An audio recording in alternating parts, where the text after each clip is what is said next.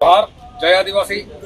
આપ સૌ જાણો છો એમ કે ડેડિયાપાડાના આમ આદમી પાર્ટીના આદિવાસી ધારાસભ્ય શ્રી ચેતરભાઈ વસાવાને એમના પ્રજાજનોના પ્રશ્નો સાંભળતા, પ્રજાજનોની મુશ્કેલી સાંભળતી વખતે ફોરેસ્ટ કર્મચારીઓ સાથે જે બોલાચાલી થઈ એમાં સરકારે એમના પર ખોટો કેસ દાખલ કર્યો, ખોટા પુરાવા ઊભા કર્યા અને સેશન્સ કોર્ટ દ્વારા એમને સજા અપાઈ।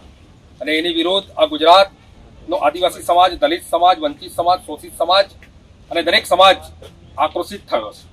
અને આ સરકારને કહેવા માંગે છે કે તમે લોકોનો અવાજ બનનાર ધારાસભ્યને, એના અવાજને તમે ક્યાં સુધી દબાવી શકશો।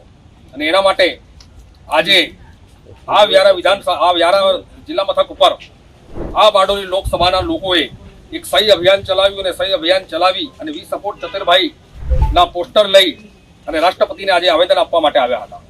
આજે કલેક્ટરશ્રી દ્વારા અમે રાષ્ટ્રપતિને આવેદન પહોંચાડવા માંગતા હતા, પણ આજે ઓફિસમાં કલેક્ટરશ્રી પણ હાજર નથી અને રેસિડેન્ટ અધિક કલેક્ટર પણ આજે અહીંયા હાજર નથી। તો આ જ્યારે પ્રજા અત્યારે વરસાદનો સમય હોય, આવા સમયે પણ જ્યારે જિલ્લાધિકારીઓ અહીંયા ઓફિસની અંદર હાજર નથી હોતા, તો આ વિસ્તારની પ્રજાની શું હાલત હશે એ પણ આપ જોઈ શકો છો।